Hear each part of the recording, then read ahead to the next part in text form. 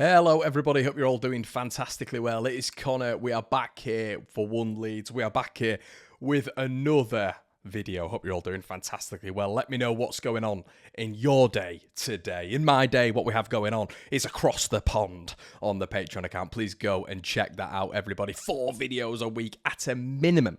Believe it or not, go check that out. If you want to join the YouTube membership clan, do so. Shout out to Bert and Curtis, who joined last night, and cheers for Sea-Dog for a £5 donation on the last video. Let's get into it, everybody. Please make sure you're liking the video beforehand. Check out the weekend's vids as well. We had a video out yesterday, 3 things, and it was recorded in your favourite place, the car. We're not in the car right now, as you can see. Hopefully you're enjoying it. This is One Leeds HQ from now on, which I'm very, very excited about. We're going to be building. We're going to be doing all this sort of stuff when it comes to the set and other exciting things coming on the channel as well. Pause. First thing I wanted to discuss was the San Francisco 49ers development when it comes to Leeds United in the Premier League. Now, I am making a prediction on Monday, the 19th of February, to start off a new week. I believe that next season, Leeds United are going to be a Premier League side. Didn't think it at the start, but listen, football changes, believe it or not. This weirdo culture now where you cannot change your football opinion is absolutely bizarre, I think. And I've always sort of said that Leeds would be in the playoff mix. But what I wanted to speak on today is the sort of dynamic of the Leeds United side that is going to massively change when we get to the Premier League. I saw something on Twitter, shout out Leeds, Leona 1990, who basically put a starting 11 up about the spine and the squad depth. I want to get into that right now, and I want you guys to let me know what you think. So let me just flash it on screen now, everybody. So Leona has put on here about the squad depth that Leeds United potentially have going into the Premier League. As you can see on screen here, he's put a new goalkeeper, new right back, new left back, new centre mid, new right mid, and new striker. Now, the contextualization of this is so interesting because people are always asking me on the Patreon about the long-term future of this Leeds United squad. We're always speaking about it on the channel as well, and that's why I felt that it was necessary to speak on it today, especially with the upward trajectory of this side. Now, there's been absolute meltdowns and hysteria about this post, mainly because I understand, but football fans seem to think that because it's their team, every single player in this side basically makes it in the Premier League and is unbelievable in the Premier League, even though we've learned very recently that that's not how it works. Now, to be completely objective, Southampton's side, in my opinion, needs a massive overhaul. I think there's so many players that need change if Southampton were to go up. Very, very similar with Leicester. Leicester fans will come on here and say, no, we don't, we're ready, it's Enzo ball. That side will get ripped apart in the Premier League, 110%. I'm pretty much certain of it. The beautiful thing about this Leeds side is the framework, the structure of it is nearly there, but there seems to be people sort of going against what they were saying at the start of the season when it comes to Leeds United needing 5 or 6 additions when they get to the Premier League. That's not changed, and I think that's the exact same. If not, they need even more for Southampton and for Leicester, and in particular Ipswich. Now, for me, the 49ers are very meticulous, ruthless businessmen, and they'll know this 100%, and they'll be making plans right now, in my opinion, for the Premier League. They'll have contingency plans for the Championship, contingency plans for the Premier League. That is what any sort of good business will do, and especially one that has been so successful as the 49ers have in the last 15 years. So let's have a look at this squad anyway. So a new goalkeeper, let's pick this apart. Why are we even talking about this? I've seen one comment that says, what about Meslier? Guys, we're living in cloud cuckoo land. This guy's save percentage isn't great this season. The clean sheet ratio of Illan Meslier, in my opinion, has been massively helped by the men in front of him. The men in front of him who've been nothing short of absolutely stupendous, especially when it comes to Strout Rodon, and in particular Ethan Ampadu, obviously in that midfield bracket, but in the defensive bracket in the last however many games. And we saw at the start of the season, Strout and Rodon were absolutely expert, and for me, that is our best centre-back too. Ampadu would 100% work in the Premier League as well. You can see Summerville. Rutter, I'm a little bit questioning on, to be quite honest with you, and I would actually disagree here with Leeds. I think that Nonto fits into that picture pretty nicely as well. But when we are looking at Illan Meslier needs replacing. Let's get this sentiment out the window. Illan was good at the weekend. I thought it was nice when it came to his distribution. I thought it was nice as well when it came to his handling was pretty decent, but he's not been tested. The reason he's not been tested is because what's in front of him. Leeds are dominating every single game of football, barring the obvious.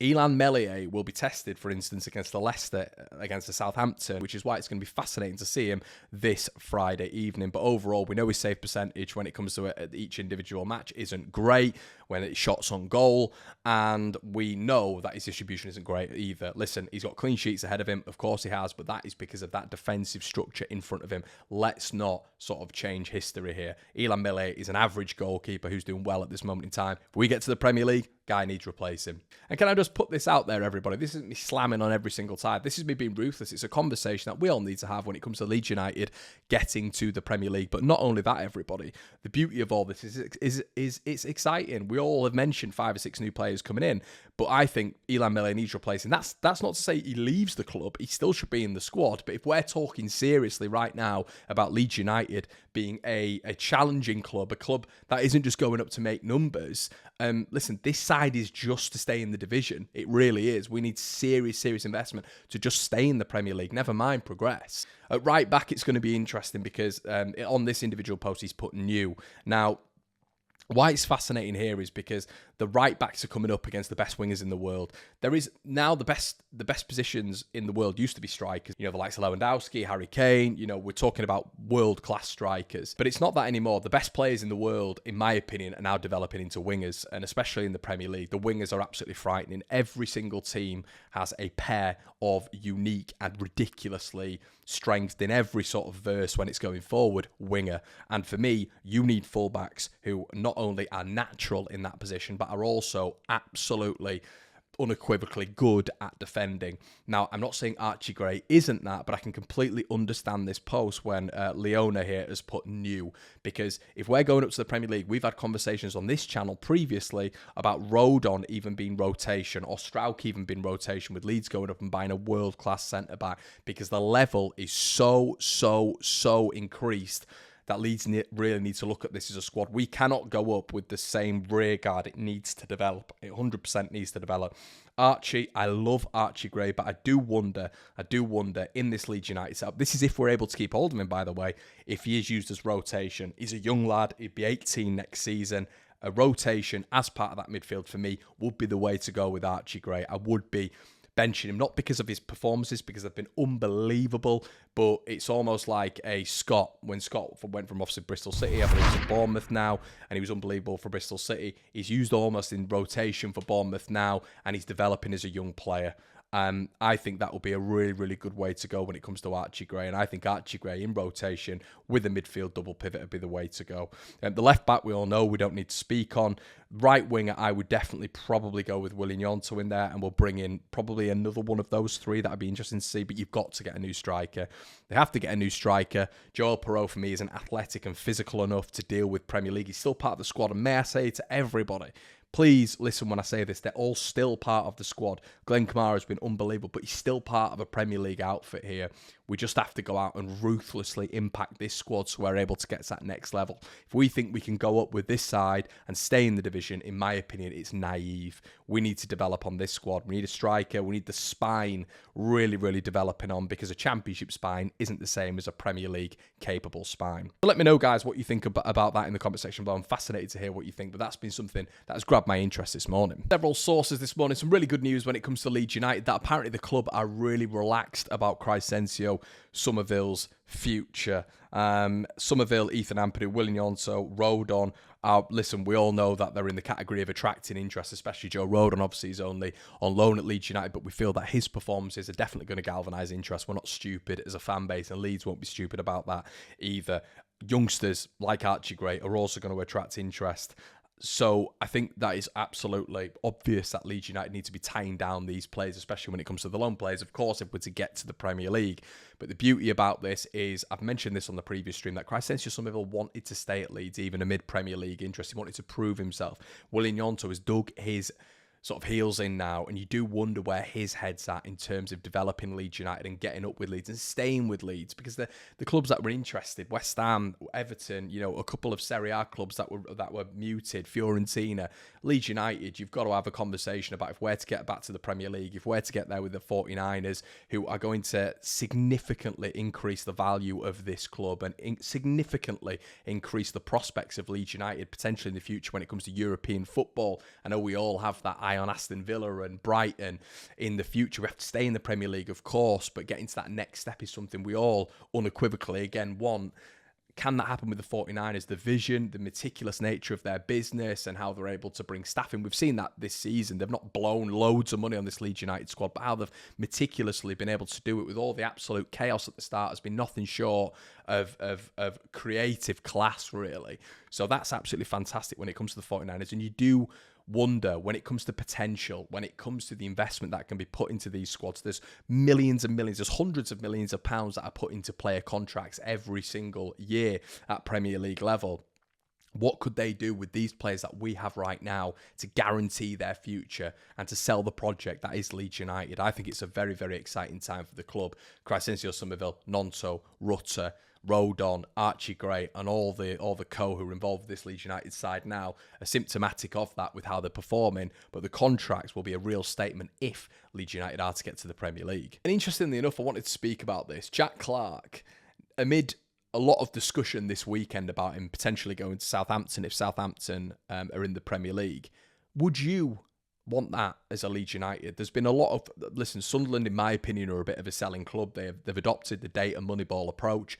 Jack Clarke, for me, especially if things are to move around at Leeds United, would be an unbelievable purchase. 10 to 15 million quid. This is why it'd have been unbelievable if Leeds United would have put a couple of clauses in his contract when they let him go to Tottenham. We might have a percentage sell-on clause, but a first buyback, I can't imagine that Leeds United have. But Jack Clarke, interest is everywhere for him, and Southampton have almost pretty much said, which I think is, it's interesting. It's been released by a lot of people close to their club that if they are to get back to the Premier League, he's going to be their number one priority. Now, the interesting thing from a Leeds United perspective is that something that we would entertain? Depth from that front line. We spoke about Willian Yonto. We spoke about earlier on that three just behind the striker being something that I would entertain in the Premier League.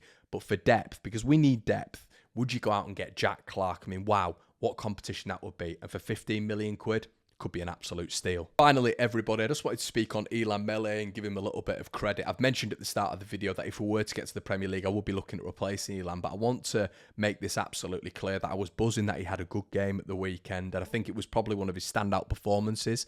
I've mentioned several times that he's not got much to do as part of this Leeds United setup because of the control and the damage that we do on other teams, attack being the best form of defence, but just the midfield being so unbelievable at keeping the ball and dictating possession, and teams almost dropping 5 to 6 yards because they're terrified of that midfield just exposing how fluid our attack can be. But Elan at the weekend, I thought his handling was good. I thought his kicking overall was good. And I thought there was a few parts of his game which I looked at and thought, okay, Elan, that's something that we can develop on now. Can we see a really polished performance from him against Leicester? Because he's going to face shots on goal. I've mentioned his save percentage not been amazing, but he's going to face shots on goal. There's going to be a lot of pressure put on him, I think, in phases of this game. And listen, if Elan can step up for this game, it could be a real coming-of-age performance for him. I'm not going to turn on a dime and say, look, if he does perform well, that's it. He's our keeper for the next 5 years, even if we're in the Premier League. But what I will say is I was really impressed by his performance at the weekend, and hopefully we can see an absolutely exquisite one from him on Friday, because I think this is a massive, massive game for Elan Meslier. Guys, let me know what you think in the comment section below. I hope you've enjoyed this version of the One Leeds video. We've got Across the Pond coming a little bit later on. It's been an absolute pleasure, everyone. Please make sure you like, comment, and subscribe. Let me know what you think in the comment section below, as always, and I'll see you in a bit.